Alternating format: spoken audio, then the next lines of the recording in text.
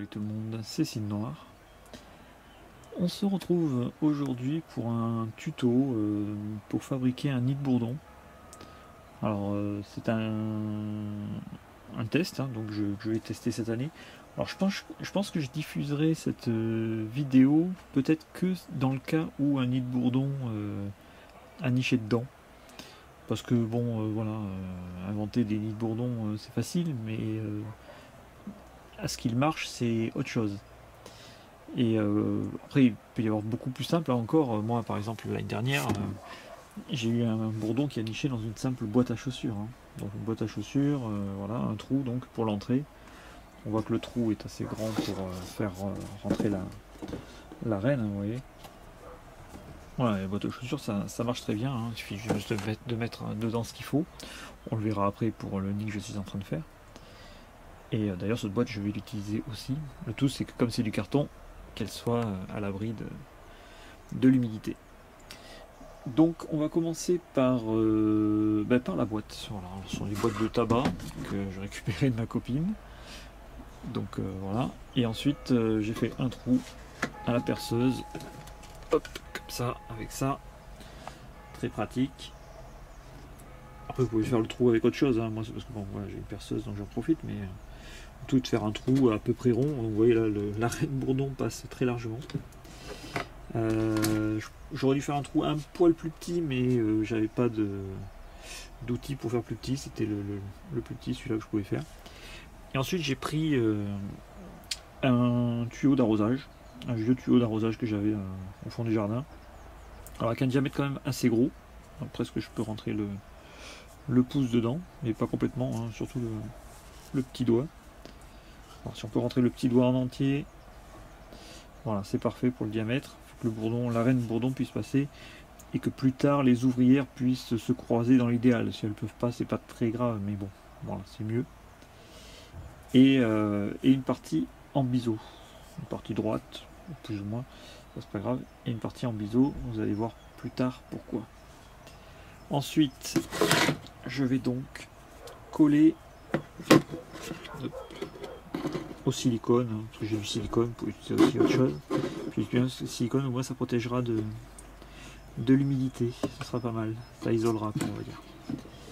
Donc voilà, le but va être d'installer le tuyau comme ceci dans la boîte.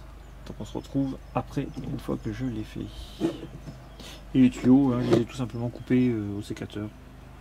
Voilà. Allez, à tout de suite.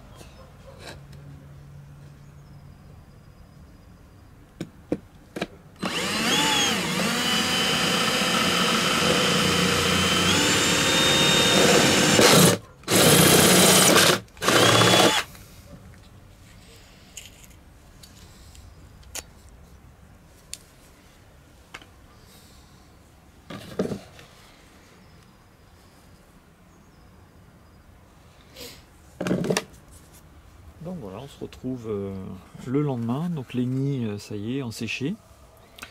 Je vais en prendre un. Voilà, donc ce que ça donne, la boîte. Le tuyau qui est donc siliconé. Je sais pas si on va le voir. Voilà, j'ai mis du silicone tout autour au cas où il pleuvrait et du coup l'humidité essaierait de rentrer dans la boîte. J'ai aussi siliconé l'intérieur. On va mettre une double protection en espérant que ça suffira. Et on va se retrouver, donc j'en ai fait une dizaine. Hein. Donc déjà il va falloir que je trouve 10 endroits pour les mettre. Alors là il y en a 7 et il y en a 3 que j'ai déjà installés. Voilà. Donc je vais vous les montrer de suite. Donc voilà, on se retrouve avec un des nids qui est installé dans le jardin. Donc ce qu'on peut voir, donc la boîte, là j'ai mis les copeaux, il ne me reste plus que le capoc à installer. Donc voilà, les copeaux de bois toujours mis au niveau de l'entrée du nid. Voilà. Et ensuite donc l'entrée qui est là. Donc, quand le bourdon arrive, s'il cherche un nid, voilà, il peut tomber sur ce trou qu'il peut prendre pour un trou de souris. Donc je l'ai habillé avec de la mousse pour bien faire ressortir le trou d'entrée.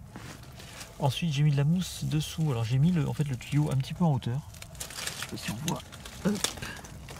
Ouais, il touche pas le sol. Parce qu'au début j'avais mis le tuyau à ras du sol pour faire vraiment une belle entrée. Mais en fait je me suis dit s'il pleut, parce que bon, dessus il va y avoir une tuile au-dessus de l'entrée. Mais si par ruissellement, s'il fait un gros orage ou quoi, l'eau court sur le sol, et bien elle rentrait directement dans le nid puisque ça faisait entonnoir. Donc ici c'est pas bon du tout. Donc du coup en fait l'entrée est en hauteur par rapport à la terre. Mais je me suis dit du coup le bourdon ça fait moins entrée naturelle. Et du coup je me suis dit hop je mets de la mousse dessous. Hop. Bon je la remettrai bien parce que là je regarde à travers le caméscope donc c'est pas évident. Et du coup la mousse, du coup l'entrée est toujours en hauteur pour l'eau. Mais pour le bourdon lui par contre il marchera sur la mousse et ça fera vraiment une entrée naturelle de trou de souris ou de mulot ou n'importe. Donc voilà le principe de ces nids. Donc après je mettrai le couvercle évidemment. Donc je vais vous montrer un peu la vision d'ensemble. Du coup là on peut voir l'ancien nid, l'ancien nichoir où il y avait ma colonie de bourdons orange l'année dernière. Alors évidemment le nid est un peu vieilli parce que je ne l'ai pas rentré cet hiver. Et du coup voilà, il a le bois un peu vieilli, mais enfin le nid en lui-même est nickel. Hein. C'est que l'extérieur qui a un peu vieilli, mais sinon l'intérieur est nickel. Donc j'ai mis au compost tout ce qu'il y avait dedans, hein, le capoc, les copeaux. J'ai gardé que le carton qui va dedans. Et j'ai tout remis au propre. Donc j'ai remarqué quand même qu'elles avaient grignoté, les bourdons avaient grignoté le fond du carton quand même. Mais ça allait, c'était juste un petit trou. Ensuite donc j'ai installé un nouveau nid ici, qui n'y était pas l'année dernière. Là j'ai remis un nid souterrain, alors, pareil j'ai mis les copeaux mais j'ai pas encore mis le capoc. Toujours avec le système d'entrée avec la mousse. Ensuite j'ai remis encore un nid ici. Puis donc là voilà, ce sera un peu la version finale. Enfin je vais peut-être un peu modifier quelques trucs, mais donc là vous voyez qu'il y a la boîte dessous. Et j'ai posé une tuile dessus pour déjà tenir le couvercle, parce que la tuile est quand même assez lourde. Donc ça tient le couvercle comme ça en place en cas de vent ou un chat qui passe ou n'importe. Et ensuite, alors je sais pas si on va le voir, l'entrée est dessous. Voilà, on la voit. Hop.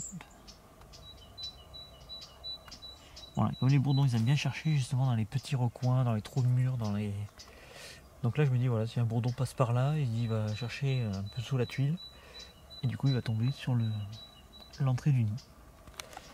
À voir. Ensuite ce nid là était déjà en place l'année dernière.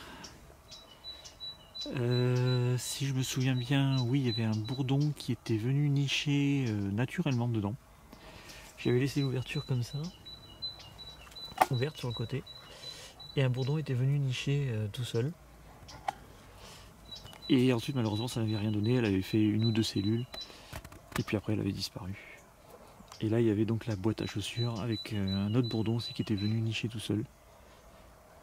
Donc voilà, l'installation à peu près que ça va donner cette année. Comme ça je pourrais m'installer là sur mon petit tronc de bois et observer tous les nichoirs, et puis voilà, de temps en temps je me mettrai là, je regarderai si une reine s'est installée et fait des allers-retours, en espérant en avoir plusieurs colonies. Et ensuite je pense que je vais continuer si j'ai le temps, je pense que je vais le prendre le temps, pour installer encore des nids ici je pense. Le long du mur, en plus là c'est vraiment à long, donc c'est nickel. Et je pensais peut-être mettre encore un nid à côté, à cet endroit là, à la place de la plante qui est morte. Mais le problème c'est que c'est au soleil, voilà, et ici le soleil tape très très fort l'après-midi, et du coup voilà, j'ai peur que ça fasse trop chaud. Et comme ce nid a bien marché malgré tout, je me dis je peux essayer d'en mettre encore un là, parce que j'en ai quand même 15 nichoirs comme ça à installer. Donc je vais en installer un petit peu au potager, pas mal ici, et après je verrai ce qui restera. Voilà. Enfin bref, du coup, voilà, je sais pas si je publierai cette vidéo comme ça ou si j'attendrai qu'il y ait un bourdon qui se soit installé pour publier cette vidéo, voilà, pour montrer vraiment que ça marche. Ou alors, voilà, je publie la vidéo maintenant et si ça marche, ben, je referai une suite. De toute façon, je reparlerai de ces nichoirs faits main. Voilà. Alors, donc là, on est en dessous du potager. Et donc, j'ai ce tas de foin. Et je me suis dit, tiens, je vais cacher aussi quelques nichoirs là-dedans. Donc, il y en a un par là. Voilà, on voit l'entrée. Qui est là, comme j'aime bien nicher dans les tas d'herbes en décomposition. Donc, je me suis dit, c'est peut-être l'idéal. Là aussi, on voit bien l'entrée visible pour attirer le bourdon. Donc la boîte est dans le fond, évidemment. Ensuite, j'en ai placé dans ce tas de feuilles mortes broyat. Voilà. Voilà. Ensuite, un par là. Voilà, une entrée ici. Et enfin, une entrée là. Et pour finir, hop, j'ai mon gros tas de broyat, assez énorme. Et je me suis dit, je vais en placer un aussi dedans. Alors là, je vais essayer de filmer l'entrée. Je l'ai mis en bas du tas, donc la boîte est là. Et l'entrée, j'ai mis un petit peu de fleurs pour cacher l'entrée pour pas qu'il pleuve dedans. Et alors je glisse le caméscope dans l'herbe, je ne sais pas si vous voyez quelque chose. Donc voilà, mes 10 nids ont été placés, il ne reste plus qu'à attendre de voir si une reine va s'installer.